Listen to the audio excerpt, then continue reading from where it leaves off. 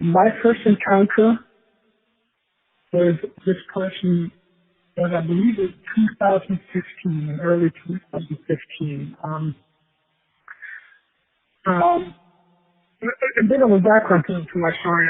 I used to live in California. I used to be involved in the film industry, and because of that, I used to be a member of certain film groups, amateur film groups, independent film groups, and just to keep up to date on what's going on in the industry and so forth. So that one day, I was just browsing through Facebook, going through the group, and there was a person asking for help with their film project. And to be more specific, they needed a person that would commit a very, very big amount of time to this project, and he didn't want to pay him for that project. So it was just like a thing where they tell you, okay, we'll do this for exposure.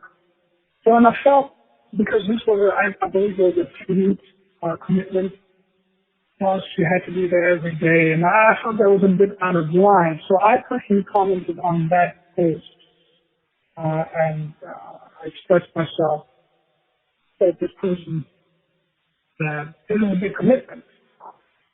I mean, you're asking this, and you're asking all of this, taking out the free time of their own personal time, and you're not paying them for it.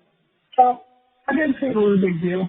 I just chimed in. They said pretty much the same thing that I said, until that one point where the other person came in, which they are all having problems with right now. And he had to be, as I like to call him, the knight in shining armor. And he took a completely contrarian stance to the whole point that we were trying to make, that this guy is asking for a big commitment and he's not paying anyone for it. So he just went off on the rant and he said, well, if you want to make it in Hollywood, you have to put in some effort, you have to sacrifice, and so on and so on. What he didn't understand at that time was that most of those people are already working people in Hollywood, as he likes to put it. And we just tried to set him straight, and then out of the blue, he started to tell us how much of a big star he already is in California, Hollywood, and he's a huge filmmaker. At that point, he didn't even call himself an environmentalist. He just called himself a filmmaker, I believe documentarian, because he already made his YouTube thing there. So at that point, we all got into verbal discourse online, which is, it's not a big deal most of the time, because, I mean, there's the internet. But when you're hiding behind a computer, sometimes you're more prone to say things that are more contrarian, and you get into arguments. It's not a big deal. So, as he was trying to establish himself as a filmmaker and tell us all that we just because we don't know him doesn't mean that he's not famous. So his whole shtick was, I am very famous, so you better listen to me. That was right there from the beginning, from the moment I didn't meet him, but from the moment I read his response. And this whole conversation, this whole thread went on Facebook. He started to post pictures about he posted links of his IMDb page and pictures of his BMW. This BMW, you could tell this was something that he was very proud of. And so I just called him out and told him, so you think defining success means that you own a BMW and you have an IMDb page. So he just picked me up personally, and he right there in public, he started to shock me, threaten me, not openly, but he would say things like, well, if I was there, I would slap you around, and I would just tell him, you know what, why don't you just private message me, and we'll take it off the public board. We'll just send you a private message, and I'll give you an address, and you can come over here, and we'll talk it out. So along the girl, she sent me a message. I mean, that message, she was a bit more candid. She was actually telling me flat out, I'm going to slap you, I'm going to beat you up. And then later on, when she realized those threats didn't work on me, I wasn't as impressed with whatever he had to offer, what he believes he has to offer. He started to think, well, I'm going to send somebody. And then I just started calling out. I started to antagonize him. I told him, well, so now you're just too much of it over here yourself. So he said, no, I'm just going to send a film crew and I'm going to film you. And I'm thinking, if you're sending a film crew, what exactly are you hoping to capture? So I'm really entirely sure what was the purpose of sending a film crew to my home. Would do for him.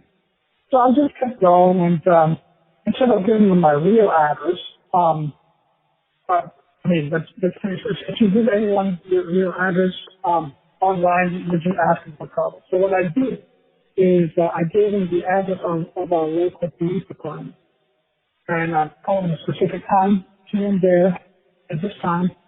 He can meet me. So, and he said, well, I'm going to meet you there. And actually, you know what? I'm not going to meet you there. I'm just going to send somebody over. Well, okay. You go ahead and do that. So I didn't think much of it, but I think a day or two later, and I told you to meet me on a Tuesday, and I believe it was this whole exchange was on a Saturday or something. And before this Tuesday, I didn't think much of it. I just thought he's just one of those online bullies, one of those trolls. I didn't take it too serious. On the same day, he messaged my wife. She turns over to me out of nowhere. I'm sitting on the couch with her, just watching TV, and she tells me, "Hey, listen, did you piss somebody off?" And I'm, what are you talking about? I got this guy messaging me, telling me that you're taking drugs and that you're crazy. And the funny thing about this is, if anyone knows me, there's one thing that they know, that I don't take drugs, I don't drink alcohol. So it was pretty funny for him to tell her that I'm a drunk, I'm a I'm a druggie and that kind of stuff. She just looked at me and just shook her head. So I left the message, and he did message her and told her that she might want to check me into some kind of mental institution because I'm raging online and I'm abusing the what are they called, disabled. And so I'm like, okay, whatever, this guy's. But then she continued on in the private messages and told me that at that point my Facebook profile was pretty public. So people could see the way I worked. They could see pictures of my child. They could see my friends were, my wife, etc. So she found out that found out he just checked my profile and he saw that I have a child. So then he said something that I thought was very disturbing. He told me that if I don't stop it, I'm going to call CPS, Child Protective Services, and I will let them know that you're beating up your child. So this to me was a bit out there. And so that caused me to something made click in my head, and I told myself, you know what, maybe this guy is not as harmless as I think he might be. And what I did then is I followed up with what I said earlier in the online message, where I told him, just come on over to this address, which was the police station, and just meet me there. So what I did on that Tuesday, at the time I said I would meet him, I actually went in an hour beforehand. I went into the police station. I let them know, hey, there's this guy. He threatened me all night. I told him the messages, and he said he would come over and slap me or bring a camera crew and whatnot. So I told him I'm pretty good friends with a couple of police officers around town. We're going to work out with them and whatnot. And they just told me, you know what, just stand there. Don't worry about anything. We'll keep an eye out, and we'll see what happens. So I was standing at beyond the point of about 1 hour after he said he was going to meet me. Nothing happened. He never showed up. There was no suspicious cars circling the area. Nothing was going on. So it was another one of those empty threats, but I felt that to me, when he started invoking my son and calling CPS, I thought that was a bit messed up, and maybe I should take him a bit more serious. So that's why I followed through with the whole, I'm going to the police and I'm going to go, just to cover my own ass. So from then on, I think he didn't really message me that much, and I don't think he messaged me through that profile, because I just blocked him out. But that didn't help much, because he would just create new online profiles. And I just checked earlier on my computer just to make sure I got the timeline right. There was another online profile that he created just to message me. I have to paraphrase because that online profile was banned in the internet. It tells you that it's temporarily banned and there will be verification. So you can't really see the messages. But from what I remember, from what I recall in that message, he told me that now if I know who you are, I'm going to go get you. And that was it. So I reported that account, and he was instantly blocked and banned because there was just no verification for him to show him an ID or passport that shows that his name is actually his name. So it's just, that's the thing with him. He just creates so many accounts and you just can't prove that it's him. And I think he relies on that whenever he says that, well, you need to prove that I said that. I don't know why anyone would fake to be you just to cause you trouble and just create account over account over account just to start these trade wars online. I mean, is it possible? Sure. Is it likely? I don't think so. Especially with the history that he's had, and especially with the, I mean, you can fake online messages, sure, but you cannot fake videos. I mean, you can fake them to an extent, but I don't think we're at the point where we can fake videos where you see him and you see him saying these words. And when I don't know whoever saw his videos that they're going into these manic outbursts. To me, they're manic outbursts. When he just says things that do not make sense.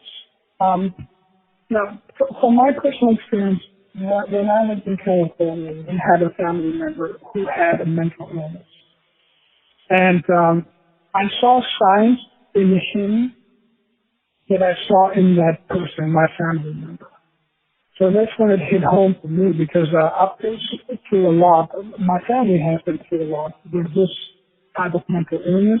I'm not going to say what it is, but I have an assumption. So I'm not a professional, so I cannot make a diagnosis from all the way over here.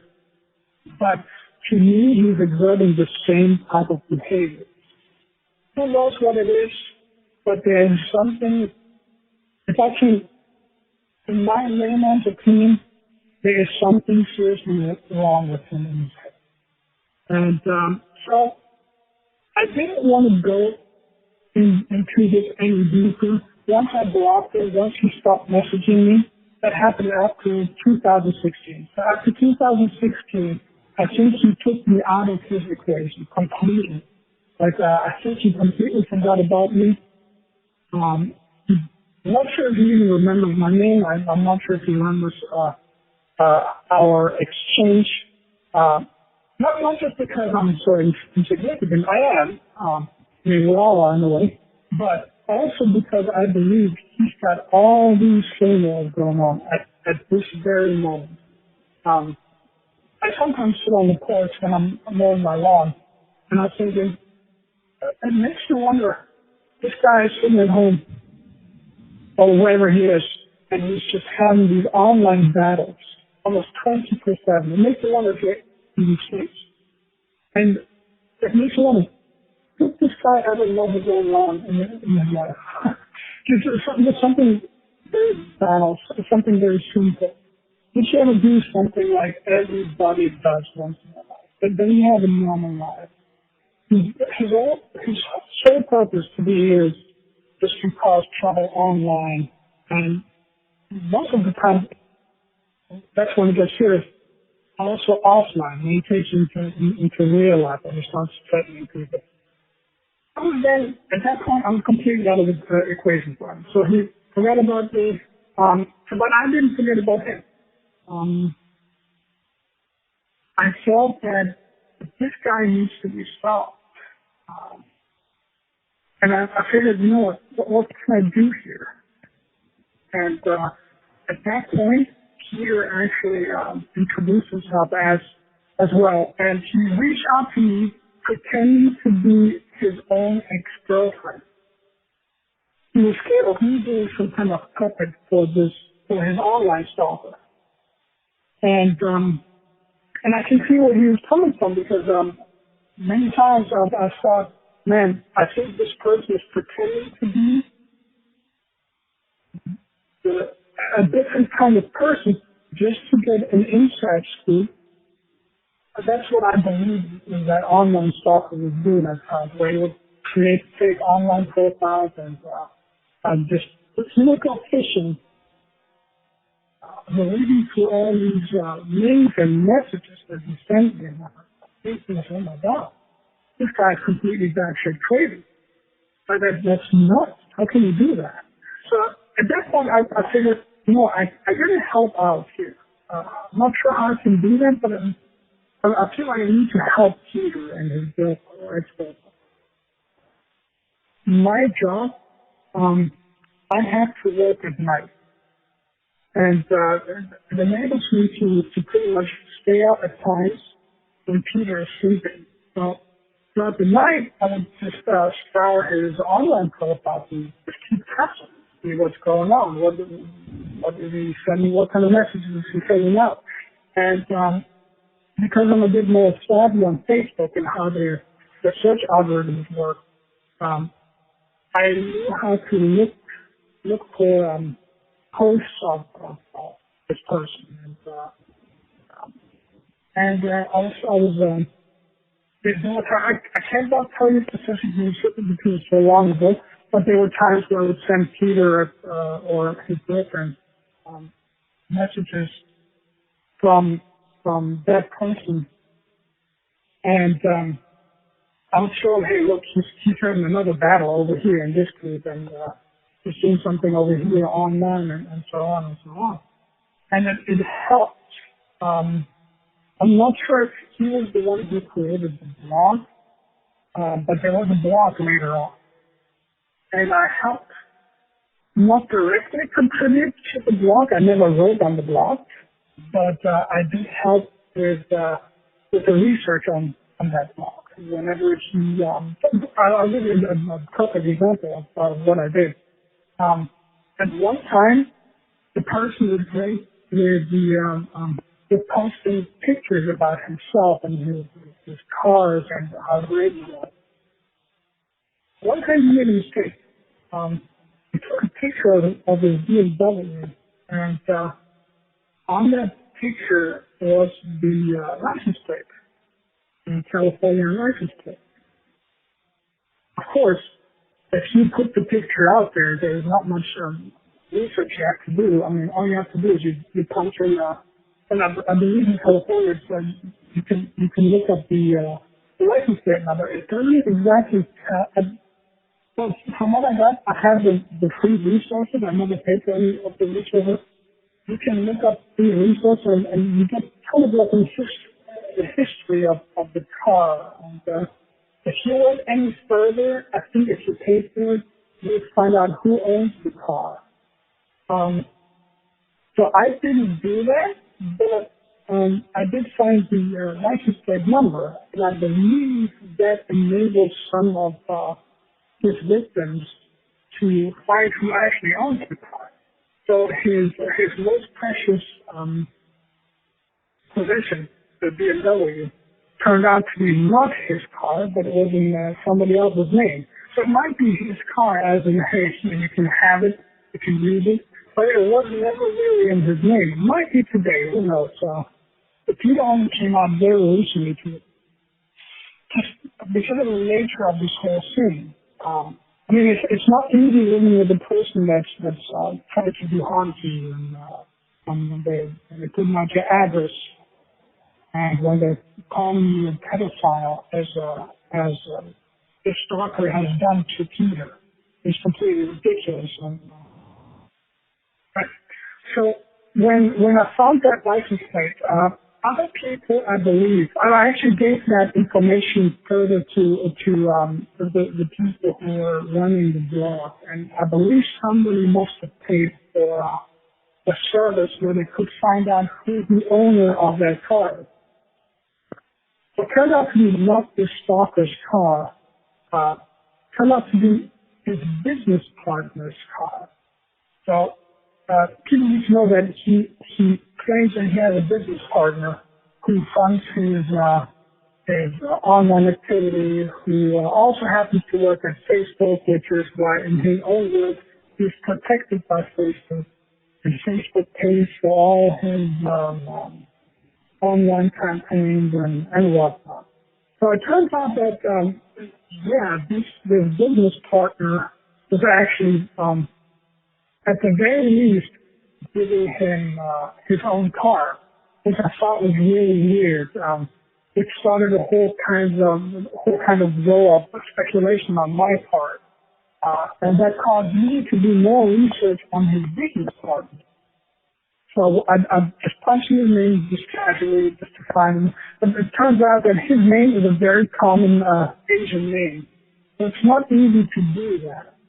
But I think with the help of Peter, I found his Twitter. I'm sorry, not the Twitter handle, the Reddit handle.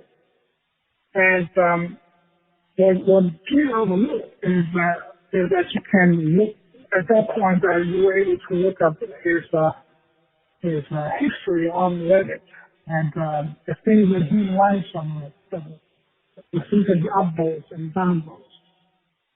I'll think about things that make me think that maybe there's some kind of personal relationship going on with his business partner. When I went into his Reddit history, I found that he was into some kind of kinky stuff like nudism. Where people like to go to the beach and they get naked and just run around naked.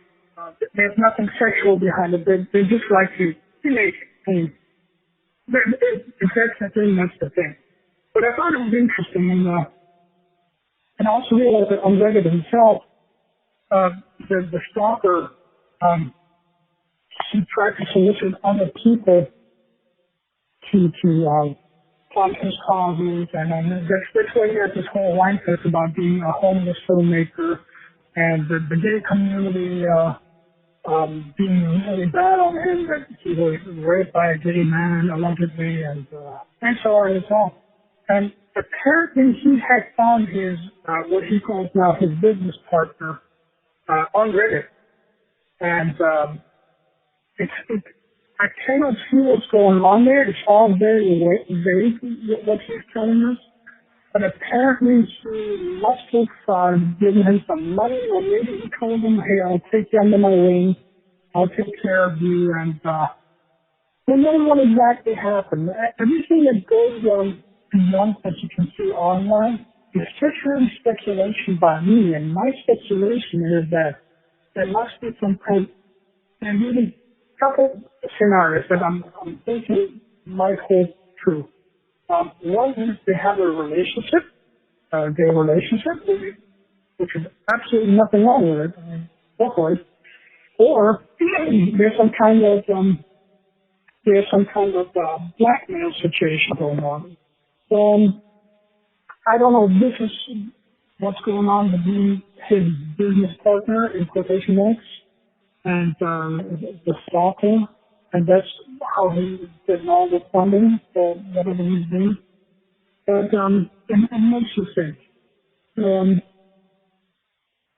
So going further, I would say at this point, I have tried to well, not completely, but I've tried to remove myself by a whole lot from this whole situation because I just feel like it's not worth it. And he hasn't really bothered me that much anymore. But I believe that's only due to me not interacting with him and just blocking him out. So if there's any advice that I can give people that didn't get in touch with this person, just ignore him. Because it seems to be working. He's going to try to be relentless, going to try to come back with different profiles, different emails, but just do not respond to him. That's all I can say. Because it seems to be working for me. Because he's tried to do this for a year. He's tried to contact me and he's tried to get me into trouble. But as soon as I blocked him, I made all my profiles private. He cannot see where I live. He cannot see where I work. And he doesn't know who my friends are. If you get in touch with this guy, just make sure all your online stuff is private and nobody else can see it. And but that's all I can tell people when they get in touch with this online stuff.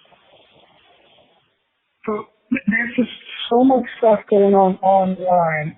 And I really wonder if he can keep track of this thing and the battle that he's having online. And I mean, I cannot remember what happened last year with him.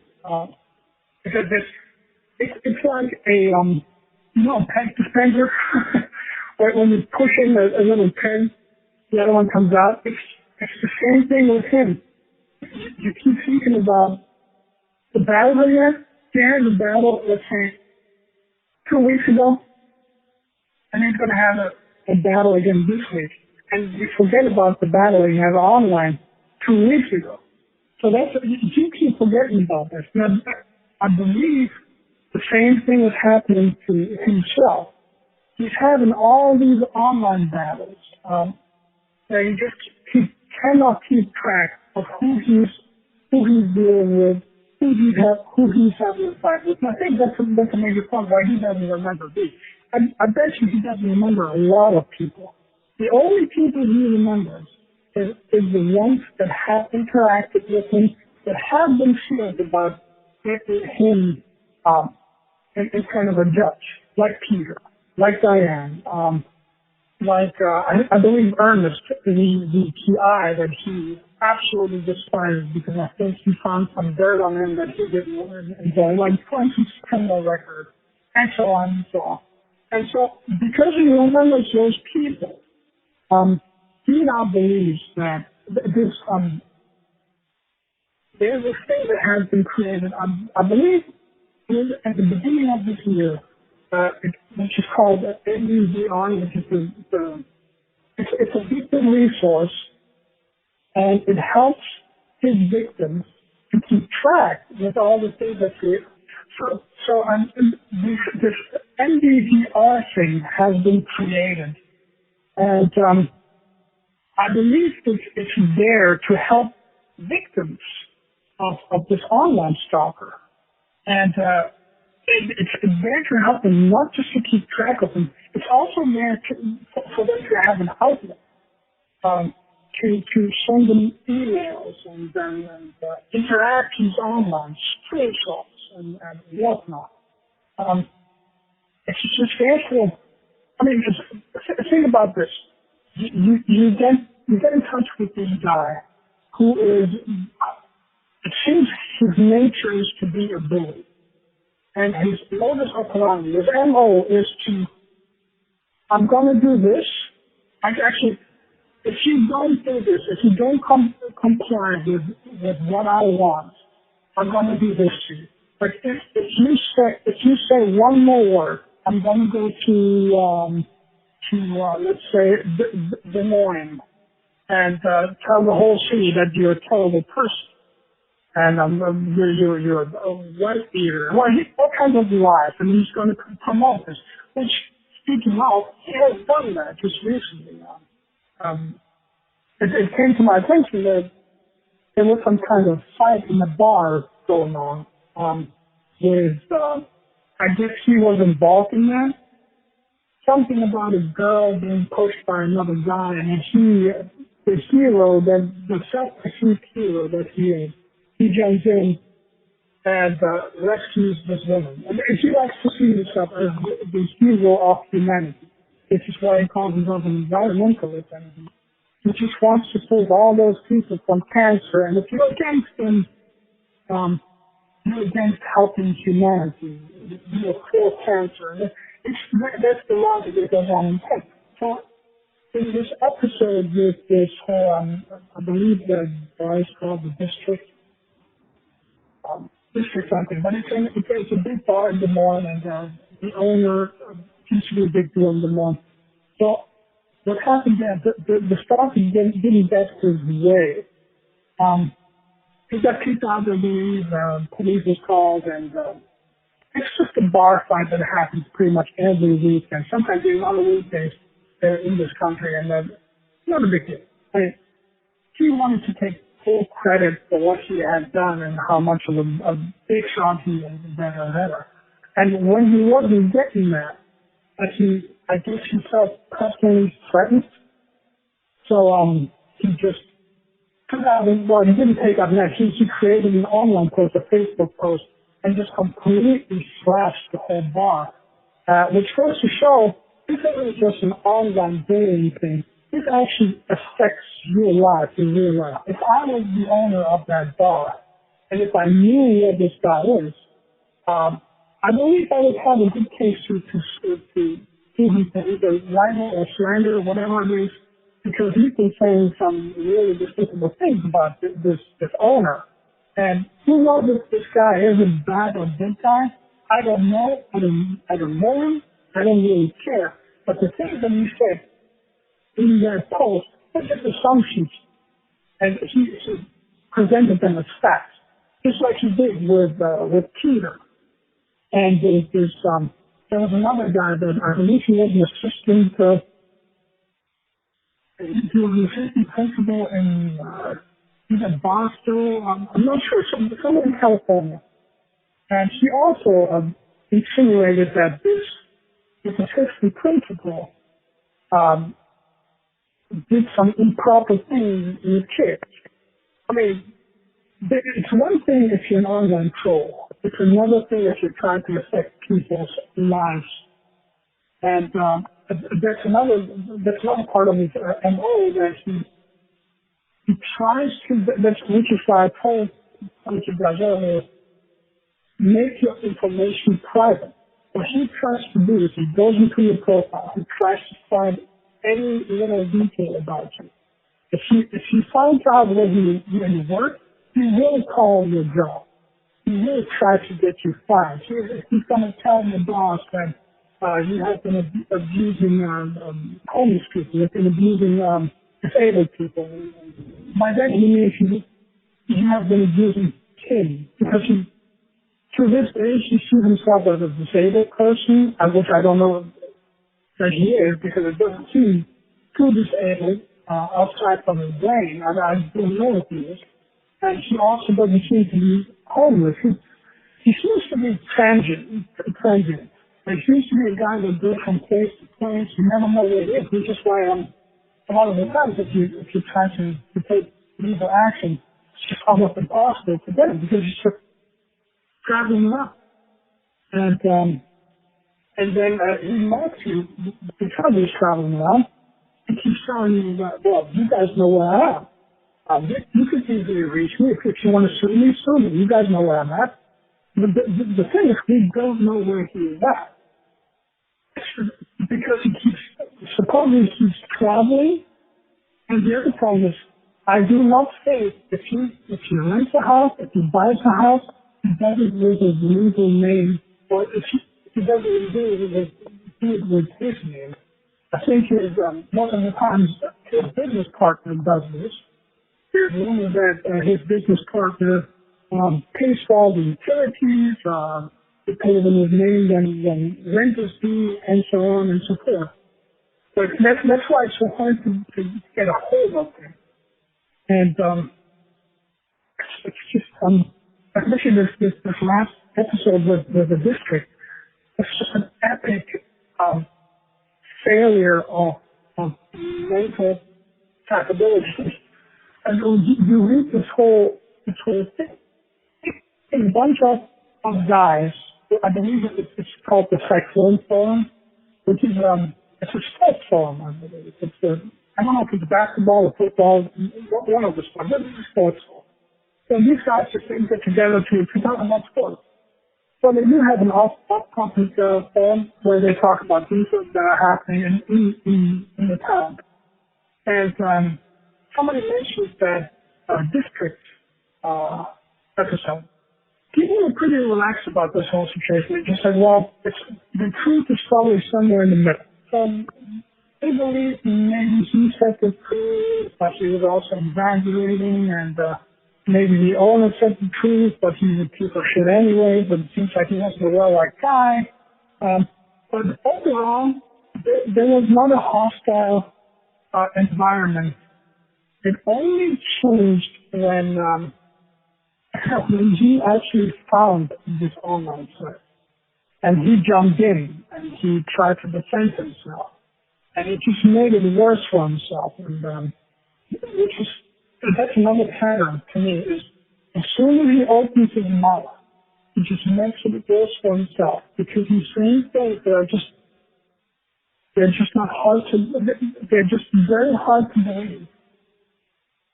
And at one point, he said to me, I don't know if you remember, but I said to him, I used to work in California.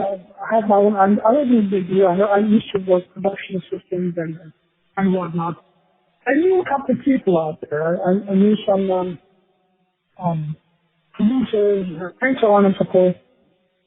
I just never knew, I never even recognized his name. When he told me that, well, only famous people know me. You just don't matter enough. So I know that I'm not famous, but I still kind of have common sense.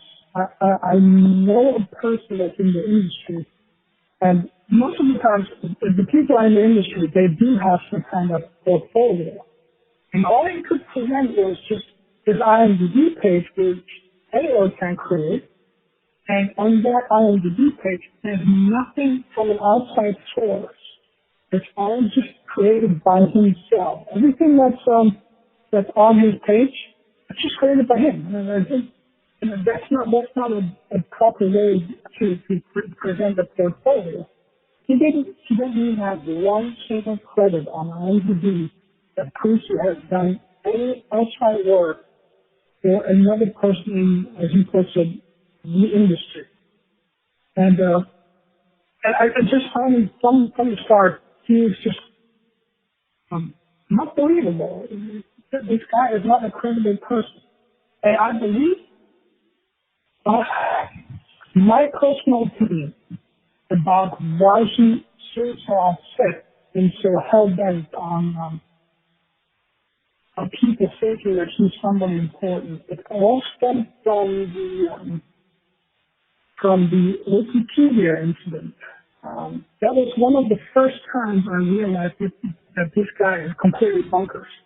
When he tried to come up with this was after his interview with this local news station, or it was before that. But something happened. He came out with his documentary, and he went on some kind of news station, and they interviewed him for some kind of an environmental thing. He believed at that, I assume he believed at that point that this would make him a notable person. And since he was a notable person now, he deserves his own Wikipedia page. They created a phone Wikipedia page about him, and it was taken down not long after. And he just got into it with the Wikipedia moderators or just the editors that are there. And he just told them, well, can you not see that this person or I am this famous? I mean, I've been mentioned on the news station. I have my own documentary. But he didn't realize that you need outside sourcing, like a newspaper article, something. But he doesn't have anything like that.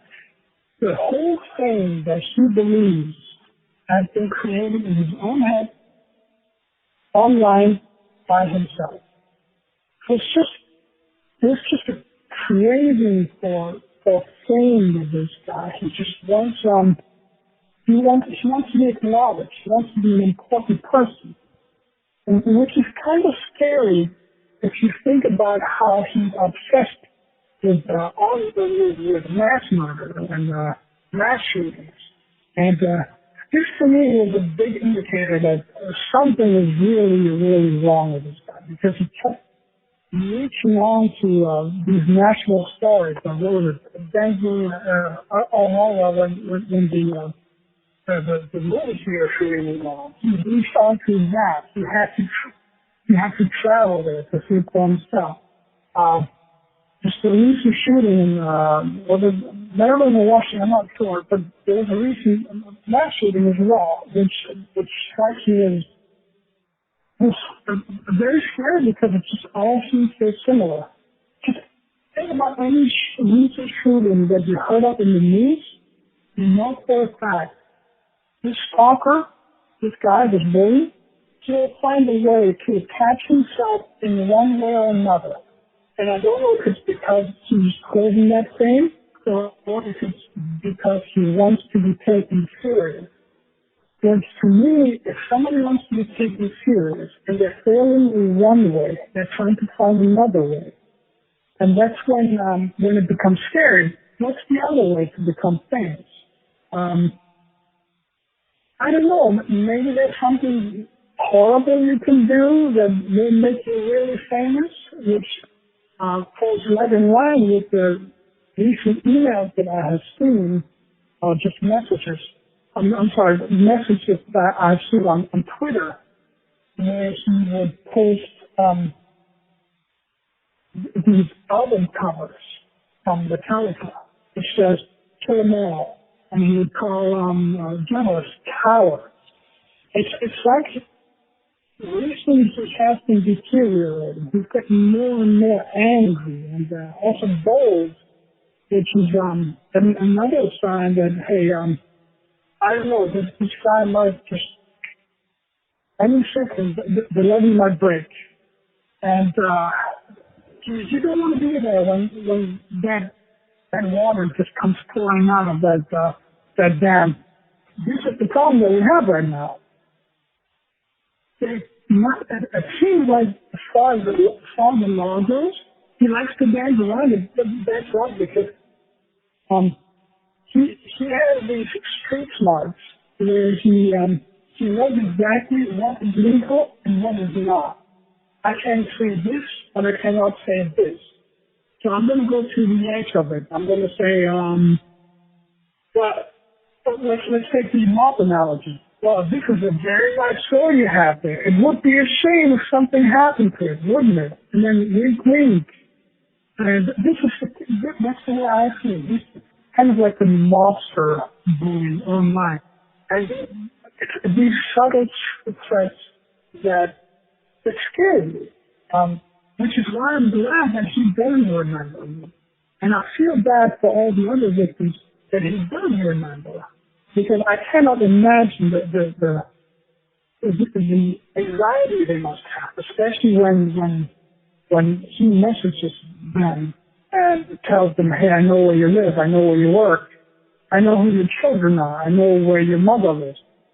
And it's hard to think about that and realize law enforcement can't really do much until something happens.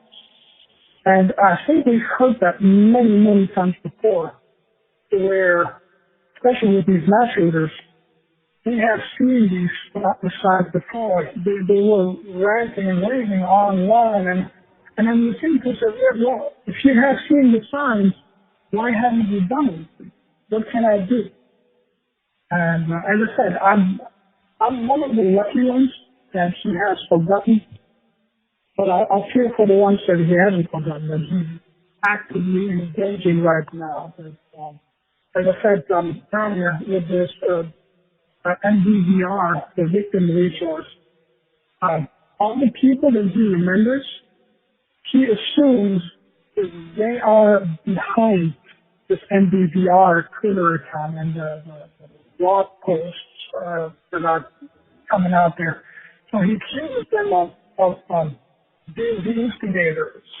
And he is the real victim. He's a professional victim, as I like to call it. And he tries to use it as fuel. And of course, once in a while he's successful with that kind of stuff.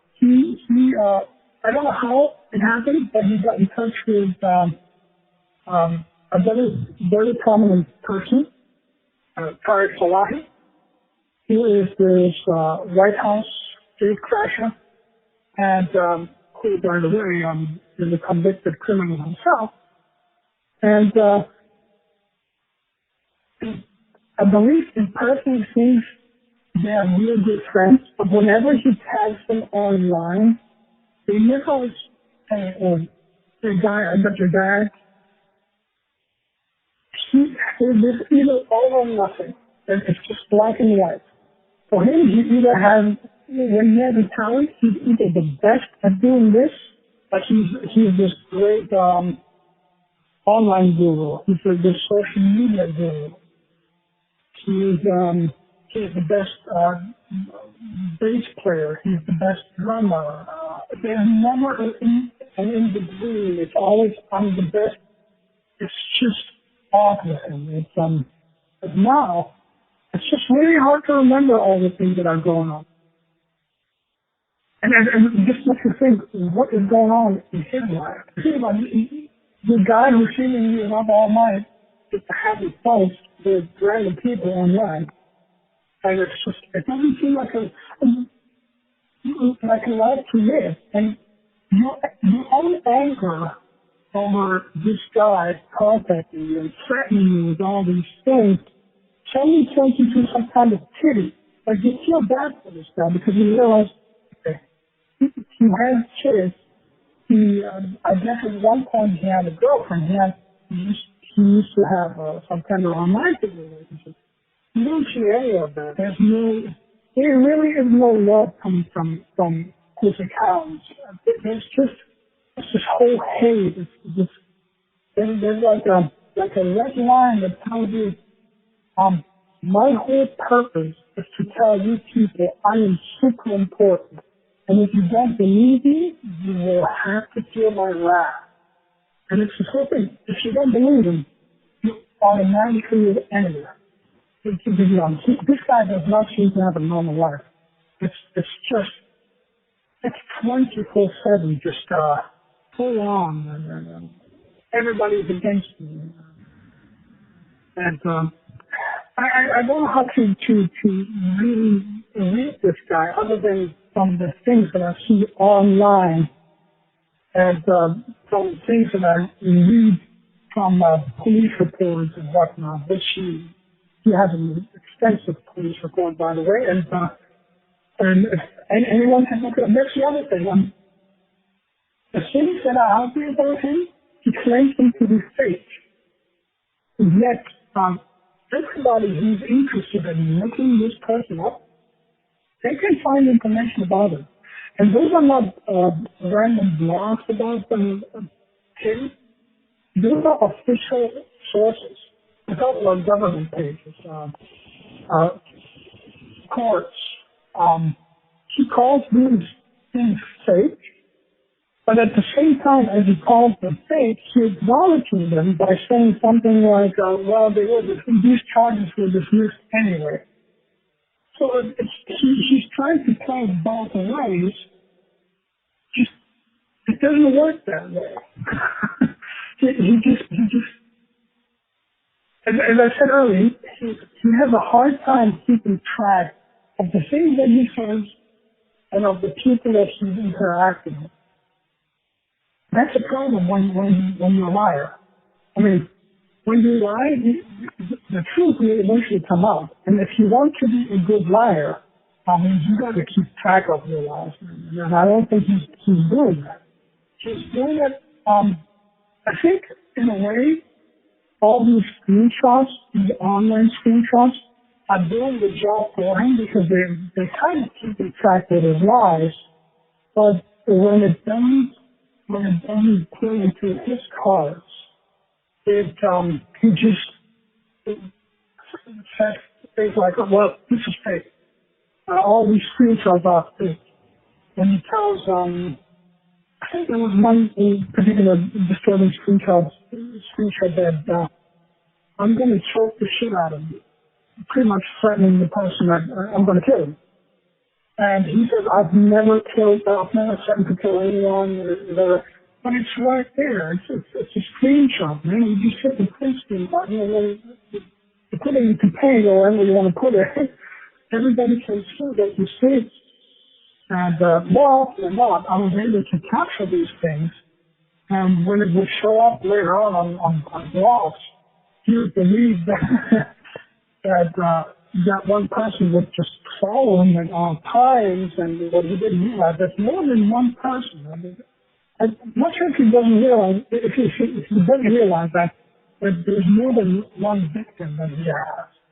And there's more than one person that he has pissed off, and there's more than one person that is willing to get justice in this whole thing. And at this point, I don't think there has been justice served. He's been getting away for how many years now?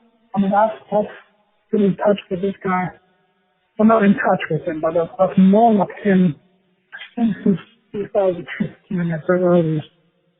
And from what I heard, this other that happened at the end of his material for more than 5-6 years now. It's just odd. I mean, I think that's the bottom line. That's the one word. If I were to describe it with one word, it would be odd. And I keep thinking that all the moment, odd, weird, it's not there. This guy's not there. I don't know where his brain is, where his head is, but it's not here in reality. And he's got his very own reality. And many things that probably later on I will remember, but it's just so much to process. It's just this constant fear of, is it going to show up tomorrow? And I don't think it's an unwanted fear. It's a very real fear, especially I believe when he came to live in Virginia, he claimed to live right next door. Two stars I know if it was up to him, but he claimed at one time that he has the legal right to shoot anyone who comes onto his premises. And I thought that was kind of odd. Why did you say that? So I just for fun, I looked up and see what the law says about convicted criminals owning firearms, that he was not allowed to own firearms. So he actually said the words that I'm going to shoot those people, whoever is trespassing, I'm going to shoot those people with a 12-gauge shotgun. I think there's no thing.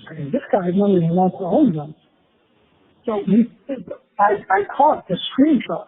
I sent it over to the boss, and as soon as it was published, and with the disclaimer on there that, hey, this guy is not allowed to own a gun. You better let local police department know that he owns a gun. And I think that's when we got scared a little bit, because we realized we made a mistake. And it's not often that you realize that she doesn't admit to it, but he tries to shift the conversation from owning the firearm to, well, I have every right to do whatever I want to do with it. It just tries to move away from his statement that he owns a 12-gauge firearm. And I thought that was kind of funny that that he called himself making that mistake, and then he could literally sweat. He smelled the sweat to the computer as it was taken away. That, hey, I didn't mean to say that. Once in a while, he gets into some kind of panic mode when he gets his not payback, but you know what I mean, when he gets this when the bully people kind of strike back, and wait a second, you're doing something that you shouldn't be doing, and if you keep doing that, you're going to get in trouble. And it's very satisfying to you. That's why I said that I do my work in the background. When I catch these things, I'm happy about it, because he just he claims they're not there. Obviously they're not there, but when he acknowledges that he did say that, and you can read it in his paragraphs, in his comments, that he kind of acknowledges that. You kind of get him trapped. And then he does these mental gymnastics where he tries to say, oh, well, I didn't use that one. But that's another thing that he has in common with, funny enough, I talked about this a lot with Peter, that he has a similar behavior to our president, where he never apologizes. Even though he might know he's wrong, maybe he doesn't know he's wrong, but there's one thing that I noticed: he never apologized. I actually, this was the one time I realized that he did apologize was to his, I don't want to call her his friend, but there's this girl, this online person. She's not an online persona, but I think she's a radio persona. Her name is Nikki Black. And he was having some kind of fight with another person online, and he was just talking about himself and how much money he's losing, and this Nikki Black person, this person, she just had enough of him and just told him in a public forum on her Facebook to just stop it. It's always about you.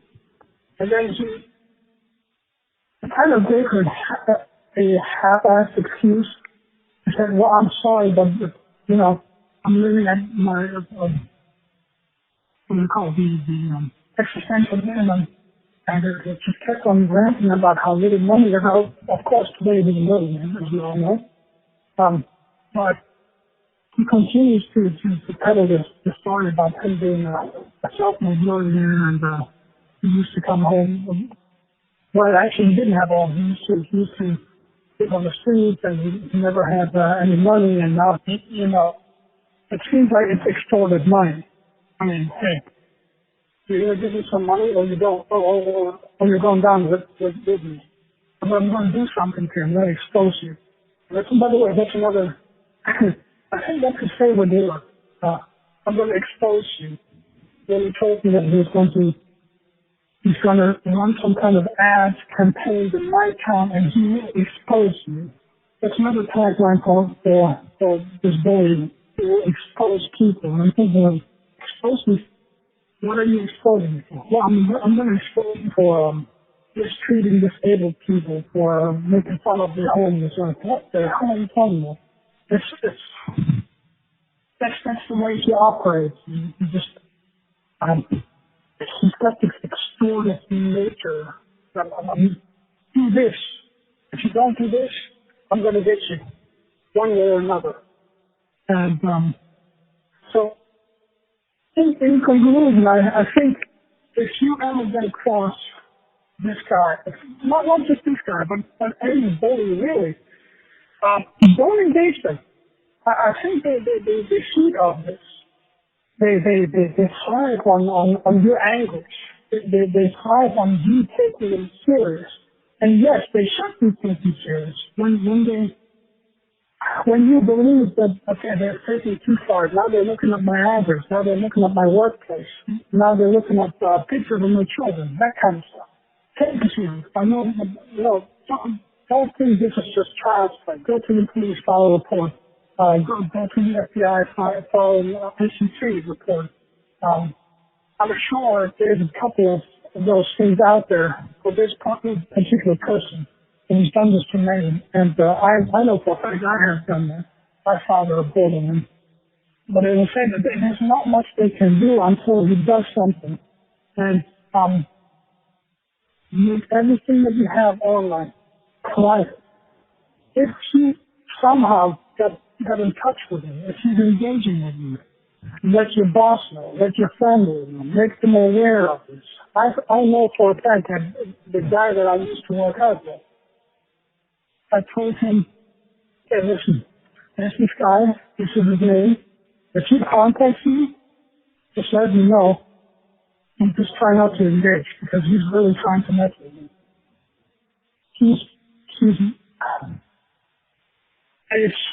I presume, I feel like he's threatening me. Trust me when I say the FBI knows more than you think they do. So, just file the reports. That's all I can say. Don't be afraid, but don't engage either. All right, thank you.